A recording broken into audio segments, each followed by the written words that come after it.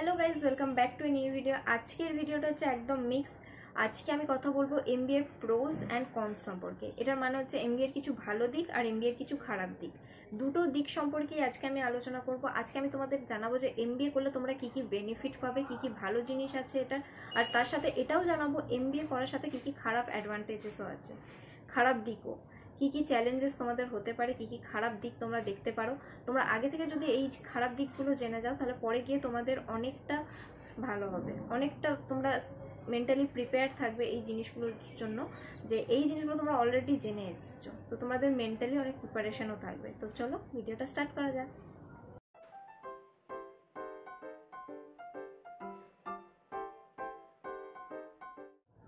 ফার্স্টেই ভালো দিক দিয়ে শুরু করি। ভালো কিছু জিনিস হচ্ছে গ্রোথ। এমবিএ করার পর কিন্তু গ্রোথ খুব ভালো আছে, সেটা তুমি ওয়েস্ট বেঙ্গলের মধ্যেই বলো, ওয়েস্ট বেঙ্গলের বাইরেই বলো। প্রাইভেট জবের একটা ভালো দিক হচ্ছে তুমি যদি এই প্রাইভেট জবটাতে টিকে থাকতে পারো, টিকে থাকতে পারলে তোমার গভর্নমেন্ট জবের যে স্যালারি তার থেকে ডাবল স্যালারি আসবে। একটা গভর্নমেন্ট জবের স্যালারি ফিক্স থাকে, যে এর থেকে বাড়বেও না এর থেকে কমবেও না, কিন্তু প্রাইভেট জব তুমি যখন ঢুকছো তখন একটু কম থাকবে। তোমার এক্সপিরিয়েন্স যত বাড়বে, যত তুমি কোম্পানি সুইচ করবো তত তোমার বাড়তে থাকবে। সো কোনো লিমিট থাকবে না, তোমার 1 crore অব্দিও যেতে পারে। সো এটা একটা ভালো দিক আছে, গ্রোথ ভালো আছে, কিন্তু সব থেকে বড় চ্যালেঞ্জ হচ্ছে সেখানে টিকে থাকাটাই। কর্পোরেট ভীষণ প্রেশার, ভীষণ প্রবলেমেটিক, ভীষণ চ্যালেঞ্জেস। সেখানে টিকে থাকতে পারলে অনেক দূর যাওয়া যাবে। এই টিকে থাকাটাই হচ্ছে আসল চ্যালেঞ্জ, সব থেকে বড় চ্যালেঞ্জ। এরপর হচ্ছে অপরচুনিটি।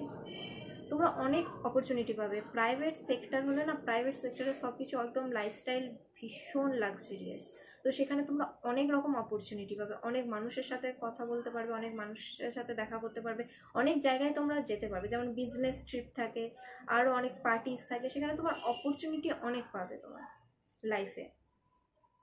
এবার হচ্ছে নলেজ। এমবিএ একদম তোমার যদি গ্রাউন্ড লেভেল থেকে তোমরা স্টার্ট করো তাহলে তোমাদের নলেজ অনেক বিল্ড আপ হবে, অনেক। সেটা শুধুমাত্র প্র্যাকটিক্যাল থিওরিটিক্যাল শুধু নয়, শুধু তোমার লাইফের ব্যাপারেও, তোমার লাইফেও তোমার অনেক নলেজ বাড়বে, অনেক এক্সপিরিয়েন্স থাকবে তোমার। এরপর হচ্ছে রেকগনিশন। দেখো এমবিএতে তোমার যেই জায়গাতেই যাবে তোমাদের সেখানে একটা রেকগনিশন তোমার বাড়তে থাকবে, তোমার একটা রেপুটেশন নিজস্ব সেটাও বাড়তে থাকবে। এবার হচ্ছে লিডারশিপ। লিডারশিপ কোয়ালিটি তোমার মধ্যে থাকবে, যত তোমার এক্সপিরিয়েন্স বাড়বে তত তোমার ডেজিগনেশনও বাড়তে থাকবে।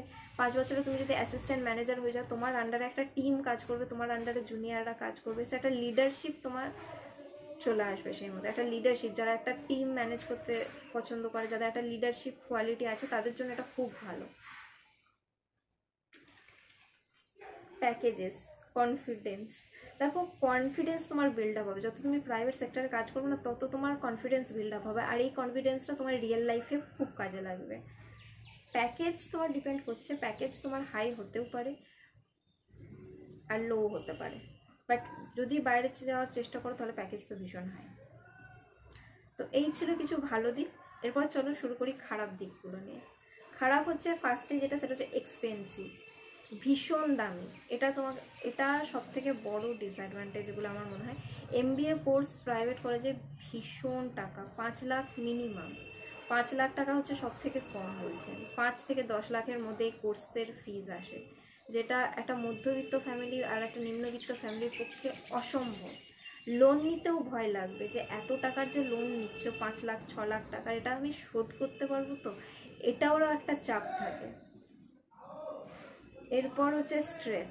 দেখো যেহেতু কর্পোরেট লাইফ, তোমার আন্ডারেও যেরকম লোকে কাজ করবে, ফার্স্টে শুরুতে তোমাকেও কারো আন্ডারে কাজ করতে হবে। এবার যদি তোমার ম্যানেজার খারাপ হয় তাহলে তোমার জীবন তো গেল। সেই 2-3 বছর যে যতদিন না কোম্পানি সুইচ করছো, তোমাদের প্রেশার স্ট্রেস থাকবে, কিচ্ছু করার নেই। বাট টিকে থাকাটা, আমি তোমাকে ফার্স্টেই বললাম যে টিকে থাকতে হবে। আসল হচ্ছে টিকে থাকা। যে কোনো জায়গায় তুমি যদি নিজেকে টিকে রাখতে পারো না শেষ অবধি পর্যন্ত, তাহলে জিত তোমারই হবে। এরপর হচ্ছে টাইম কনজিউমিং। দেখো অনেক টাইম লাগে, এটা একটা প্রবলেম, যে 2 বছর ধরে। এমন নয় যে ফার্স্ট ইয়ারের পরেই তোমরা জবে ঢুকে যেতে পারবে। অনেক কোর্সেস আছে প্রাইভেট কলেজে যেগুলোতে তোমার ফার্স্ট ইয়ারের পরেই তোমাদেরকে জব দিয়ে দেয়, তারপর সেভাবে চলতে থাকে। বাট এটাতে তোমাকে পুরো 2 বছর টাইম দিতেই হবে।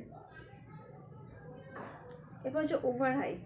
এটা আমি বলি ওভার হাইট মানে হচ্ছে একটু ওভার রেটেড টাইপের, যে সবাই বলে খুব ভালো খুব ভালো। এমবিএ কিন্তু ওরকমই, সবাই মানে একটু ওভার রেটেড, সবাই বলে খুব ভালো, কিছু হচ্ছে না এমবিএ করে নে চাকরি পেয়ে যাবি, মানে যদি কারো চাকরি হচ্ছে না বা কারো প্রবলেম হচ্ছে সবাই বলে এমবিএ করে নেয়।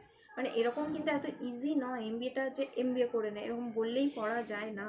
অনেক ব্যাপার আছে, যেমন ফিজটা দেখতে হবে, সেরকম অতটা করার পর তোমরা কীরকম স্যালারি পাচ্ছ সেটাও তোমাদেরকে দেখতে হবে, অনেক জিনিস মাথায় রাখতে হবে, সেটা একটা ওভার হাইপ একটা ব্যাপার আছে। এরপর হচ্ছে রিজেকশন। দেখো যে কোনো জায়গায় তোমাকে রিজেকশন হ্যান্ডেল করতেই হবে, রিজেক্ট তোমাকে ফার্স্টে হতেই হবে, তবে তুমি শিখতে পারবে। রিজেকশন থাকবেই, তো সেইগুলোকে তোমাকে অ্যাকসেপ্ট করতে হবে, সেটা যদি তোমার মধ্যে কনফিডেন্স থাকে সেটা আস্তে আস্তে হবে। কিন্তু রিজেকশন একবার পেয়ে মন ভেঙে গেল হবে না এরকম ভাবলে চলবে না, নিজের মধ্যে কনফিডেন্ট রাখতে হবে, অবভিয়াসলি হবে। তো আজকের এই ভিডিওটা এইটুকুই।